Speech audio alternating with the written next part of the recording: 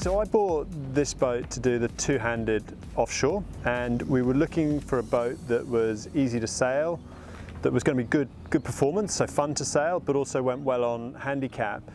And so the whole shape and rig design of this boat lends itself very nicely to upwind and downwind. It's not, I mean, it's good on a broad reach. There's probably other boats that are better. And our hypothesis is that east coast of Australia offshore racing is generally nor'easter or a southerly.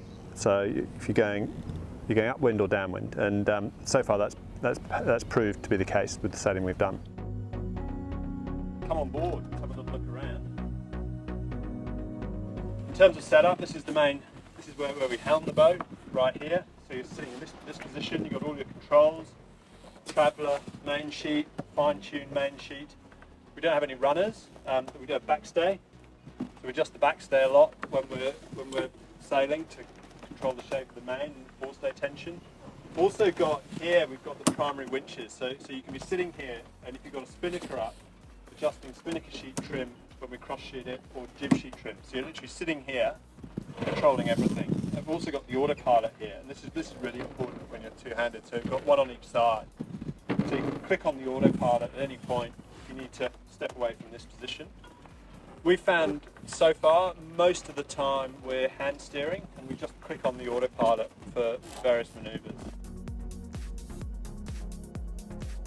This was the demo boat that Ray Entwistle, who's the J-Boats representative here in Australia, it was his boat initially, and he set it up and he put on this ultra foam decking, which is unbelievably good. Just when you're offshore and you're in waves, having that extra little bit of padding on the deck, it's super grippy.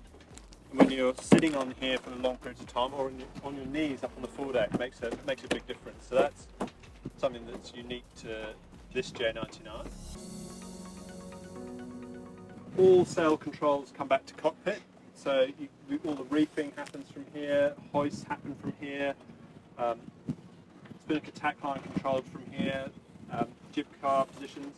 We put these bags on because there's a fair bit of rope here, and when you're offshore for long periods, the ropes down in the companionway are just a massive source of water into the boat. And after a few days, that weight adds up. So we've put the bags on the outside.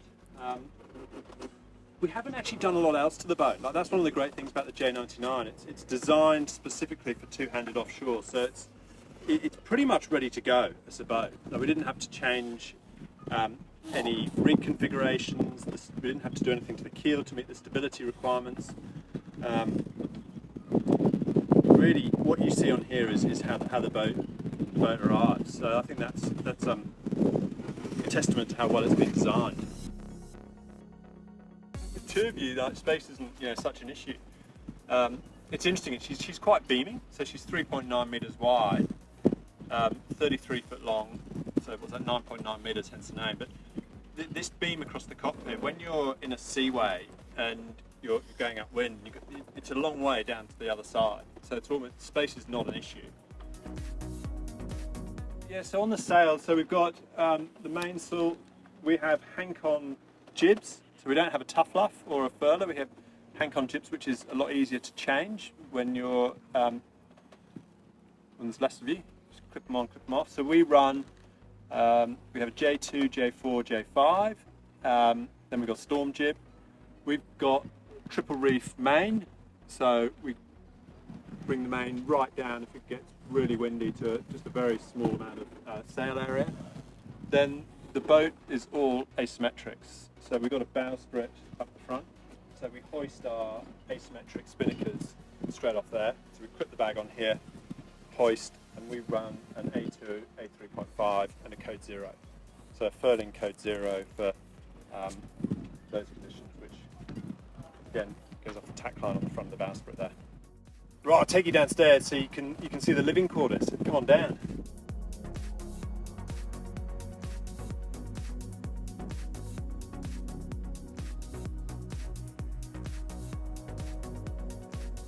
Pretty small. It's only 33 foot, so it's good there's only two of us, and we're both pretty tall. So these are, if you're cruising, you'd have the table here, and this would be where you have your lunches and dinners. We use these as berths offshore. So we have lee cloths in here. and this is the best place we find to sleep. You can be on the high side and the least motion because you're right on top of the keel. All the food we're eating is freeze dried, so our cooking is a kettle on a gas hob, and we just pour the hot water into the bag, and the dehydrated food hydrates, and after 10 minutes you eat it. We support that with a few snacks. So it's very physical sailing two-handed, so getting the calories in and getting the hydration up, super important.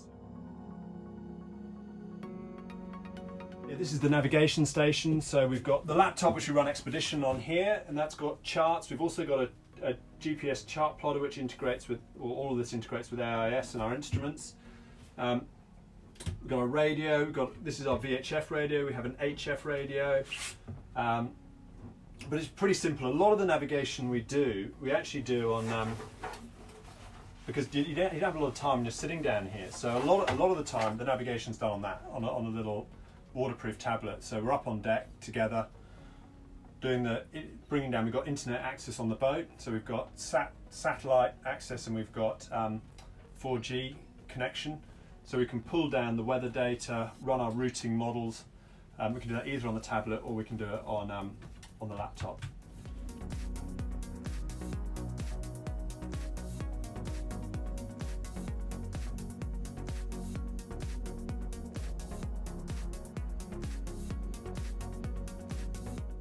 We've got two aft cabins, which are double bunks. You do get pitched around a bit if you're in there going upwind, you know. Back of the boat kicks up, so it's probably not the best. It's good at anchorage, put it that way. Good when you get there, if it's still dry. So when we're sailing, we wear these little here you can see how tall I am, crawling around in here. So we wear these bum bags, and in here we've got two really important items.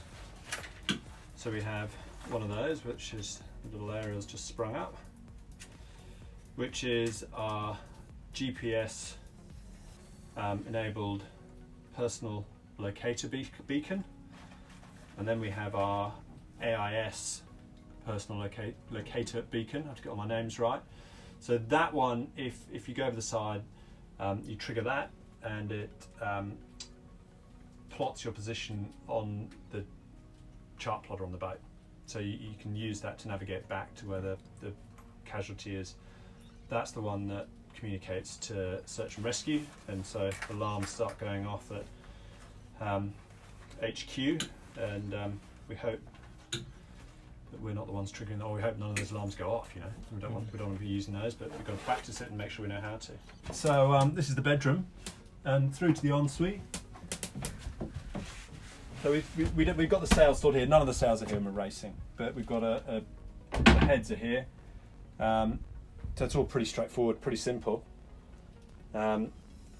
Pretty standard Jabasco heads with a holding tank. All these sails you generally lie on them. They're on the bunks and we sleep on top of them.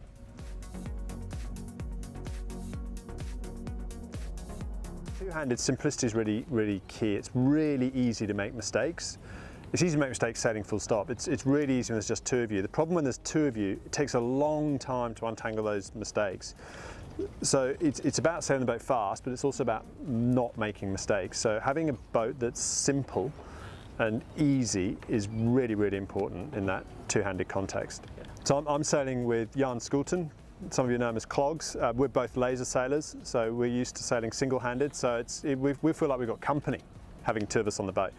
But what we've found is a really good community, particularly here at the CYC. There's a really tight community of the two-handed boats, and we've got to know each other over winter. We've done a lot of training together, two-boat tuning, and that's been really fun, having that community of other people taking on this slightly harebrained ambition of going to Hobart with just two of us in the inaugural two-handed division. So yeah, really supportive.